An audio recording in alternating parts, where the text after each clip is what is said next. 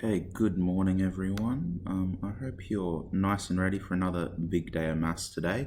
I understand yesterday you got to about this stage of the work, so doing that loan reschedule stuff, and you didn't quite get onto the problem solving stuff. So that's what we're going to have a quick look at today. Just before I start though, I'll just quickly recap what we've done so far this week. So if we go way back up to the top, we started looking at the recurrence relationship for a reducing balance loan. So this is where it's something like a car payment or a home loan where you take out an initial loan and then you're paying it off each month. At the same time as you're paying it off, it is earning interest. So some of your payment goes towards the interest, some of your payment goes towards the principal. And as time goes on, more and more money goes towards the principal because the interest gets lower and lower. Okay, so we looked at just using that recurrence relationship, how to set out a problem, remembering that AT plus 1 and AT sort of mean, well, AT sort of means the amount in the account now, and AT plus 1 means the amount in the account next compounding period or next payment period. I went through a bunch of that, and then you guys had a go at doing a bunch of different ones. And then we looked at payment schedules, which are these things, these tables where basically just shows how many payments have been made, how much is being repaid, the interest per compounding period. And as you can see, like I said, it goes down. And then the principal, how much that went down from that payment. And as you can see, the principal paid goes up as time goes on. So that's what we've had a look at so far. So what we're going to do now is look at something that makes our lives a little bit easier. So I've said a few times, if you want to use that recurrence relationship, so AT plus RAT minus big R, that's actually really annoying. Especially if you wanted to find, for example, how much money is in an account after 10 years. If it was compounding monthly, you'd have to do 120 payments. So we don't want to do that. So what some guy figured out one day is basically you can use a formula to do, and that's that formula down there. So I'll get to that in a second. So yeah, that first step is just what I just said. You want a formula to be able to skip doing those recurrence relationships.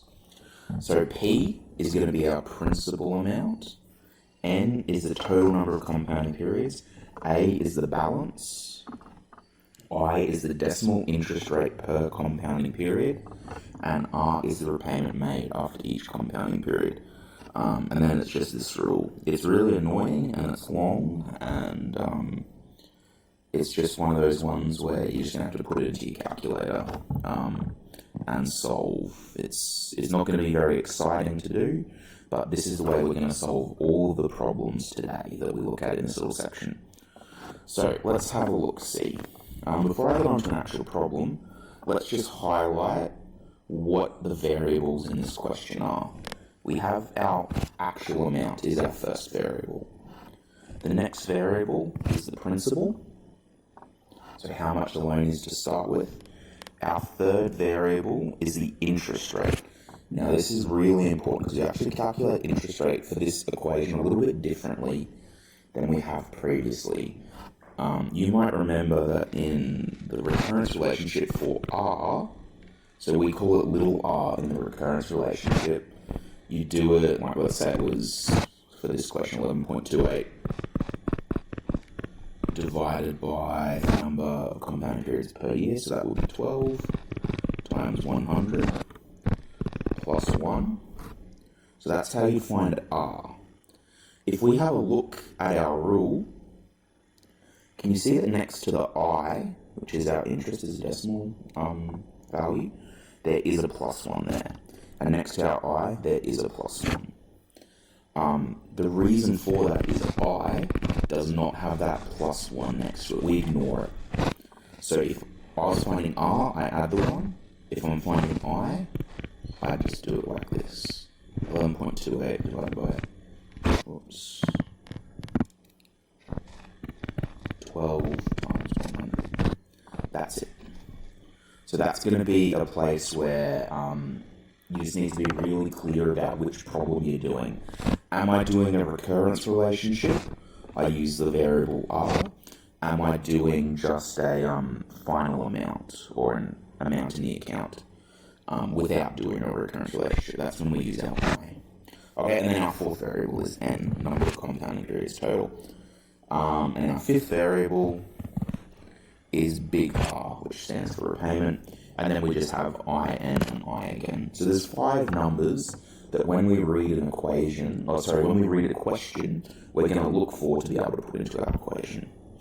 So if you haven't already, do make sure you copy down that formula, A equals P 1 plus I to the power of N minus R, 1 plus I to the N minus 1 over I, because we're going to be using it a lot. Put a big, stars next to it, highlight it, do what you got to do. It's going to be one that you do need to remember quite a lot. So let's have a look at a problem.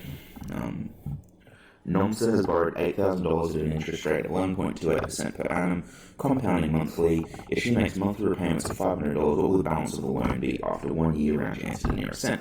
Okay, so as I was reading that, the first thing I was thinking about is, okay, what are my variables? How am I going to find them?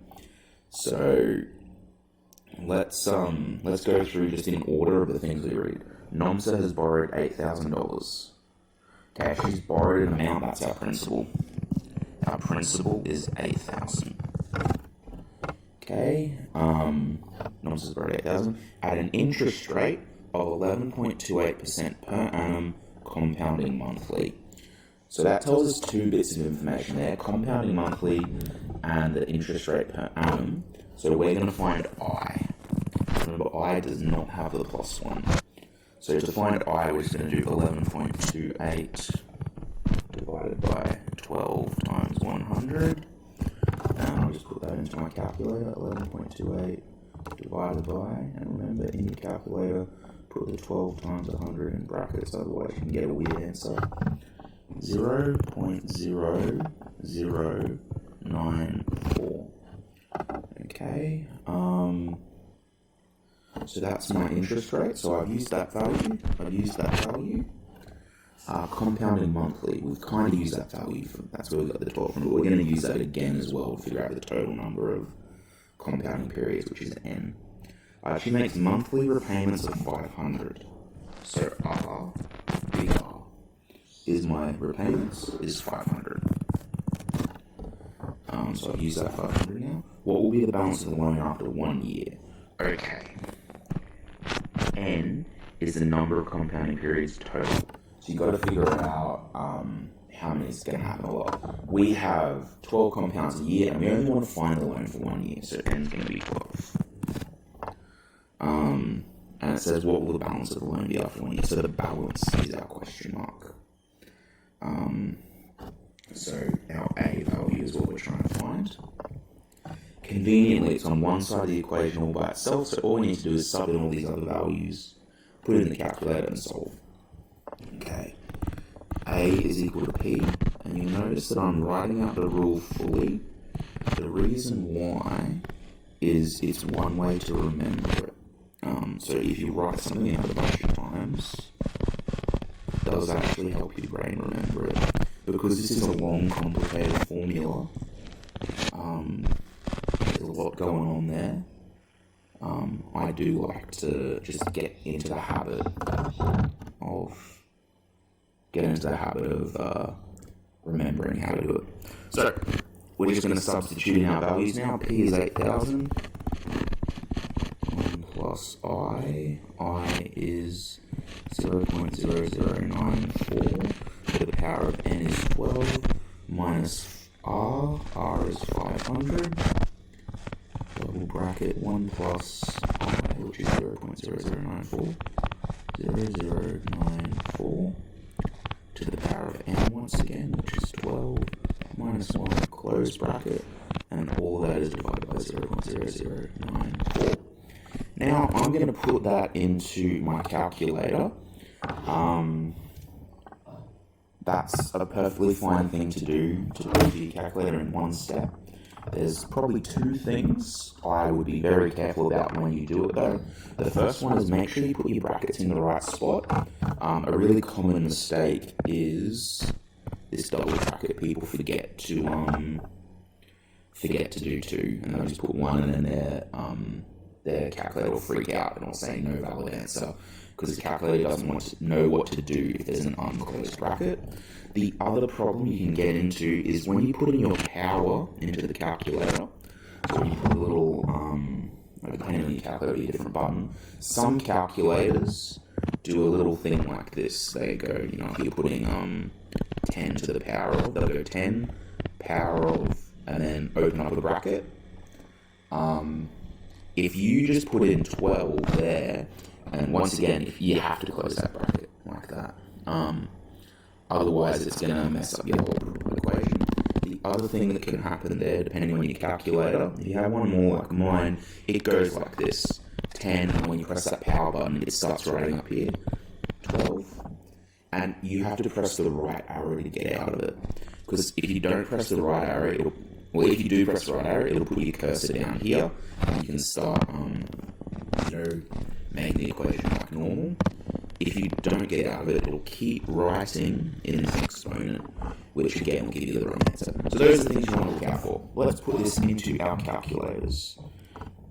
So 8,000 times 1 plus 0.0094, close bracket, to the power of 12, and I'll just get out of that power, minus 500. Now, even though I haven't written it there, I do like to put a multiplier between numbers and the brackets. Some calculators get a bit funny if you don't do that. I've accidentally put in 3 brackets instead of 2. 1 plus 0.0094, close bracket, to the power of 12. Get out of that index, minus 1, close bracket, divided by 0.0094. Okay, so I've done that all in one step in my calculator, and it has spat out the answer 2630.419. It did say to round to the nearest cent, because this is a dollar value, so 419, that would round up to 42. So there you go. NOMSA has about 20. Excuse me. I hate when it does this. NOMSA has about $2,600 remaining in that account to pay off after a year. So she'll well and truly have it paid off by the end of the second year. Okay. So that's basically how every single one of these problems is going to work. The only way I could see it ever being different is possibly you might have an A value, so it might tell you after like 3 years there's $500 left in the account or something, and you might have to find P or R, which would be annoying if you have to do it, but it's very good. We use some algebra to rearrange. Okay, for this one, I don't want to talk at you for the whole lesson. So what we might do is I might go through A and C with you, and I'll get you guys to have a go at B, D, and E on your own.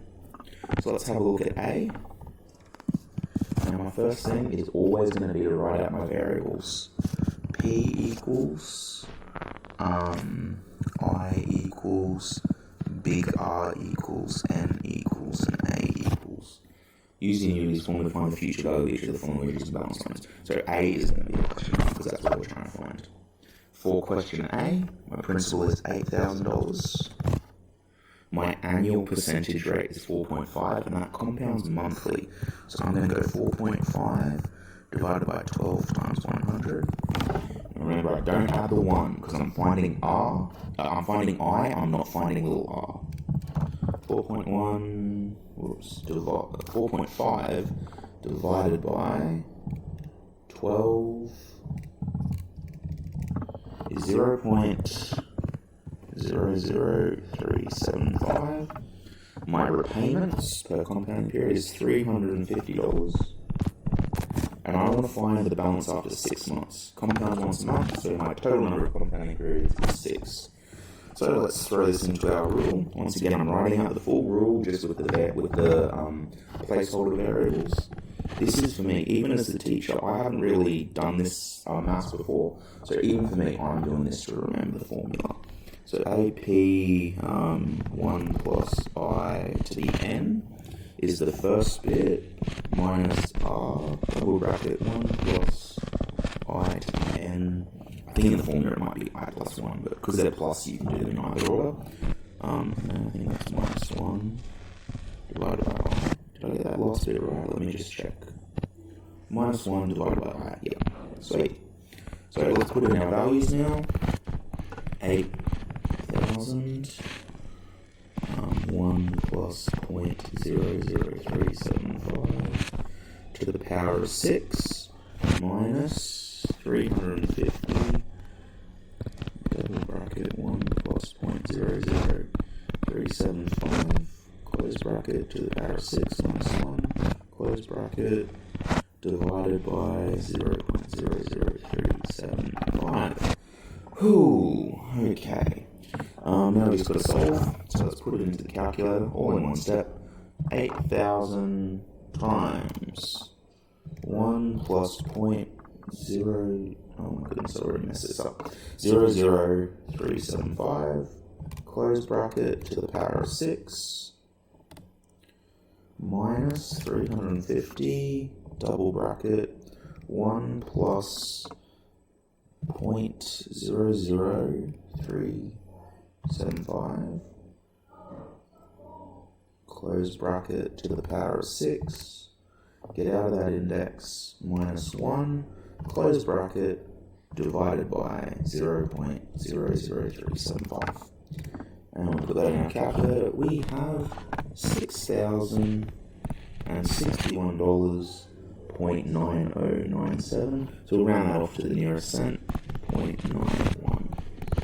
So there's $6,061.91 left in that account to pay off after 6 months. And just to step back a step, this is why we use the formula. Doing that via a recurrence relationship, we would have had to do 6 separate calculations to get here. And that's annoying. For this next one, we're looking at quarterly compounds after 5 years. So that's going to be 20. The end value is going to be 20, so we need 20 recurrence relationships to get that one. Okay, so let's quickly do this one. Principal equals 240, 000, I equals 8.3%, and that's compounded quarterly. 8.3 divided by 4 times 100 equals, divided by 4 times 100. I forgot to put my brackets in once again, and that messed up my answer. Let me redo that. 4 times 100 brackets. 0.02075. We don't, by the way, we don't round off interest rates, because having, like, even if I cut off like that last 5, the way compounding interest works, that would drastically change the answer. So we always leave that just as its full decimal. Okay, my repayment is 7,900. These are repayments here. And then my N, my total number of compounding periods. We're compounding quarterly for 5 years, so that means there's going to be 20. And then once again, my A value is a question mark, because that's what I'm trying to find. Okay, let's sub that into our rule. A equals P, 1 plus I to the N, minus R, double bracket 1 plus I. So that 1 looks like a bracket, doesn't it? Let's fix that up. Plus I to the N minus 1, close bracket, divided by I, equals 240,000 times 1 plus 0.02075. You'll notice sometimes I get lazy and I forget to put the 0 in front of the point. You can knock off the 0 before the decimal point in your calculator and give you the same answer. But it is a bad habit to do, so I'll try not to do that. To the power of 20 minus my repayment, 7,900. times 1 plus 0.02075, close bracket, to the power of 20 minus 1, close bracket, divided by 0.02075. And let's chuck that nightmare into our calculator. 240,000 times 1 plus 0.02075, close bracket, to the power of 20 minus 7,900, double bracket, 1 plus 0.02075, close bracket, to the power of 20, get out of that index, minus 1, close bracket, divided by 0.02075, and equals, this person has got remaining on their loan $168,519.4015. So round to the nearest cent, 40 cents. Okay. So ladies and gentlemen, what I'll get you to do is, can you please do question B, D, and E? I'm just going to zoom out a teensy bit. And once you have done those three, can I get you to go to page 341 in your textbook and do exercise 8C questions 3 to 6? Okay, that's all for today, guys. So good luck.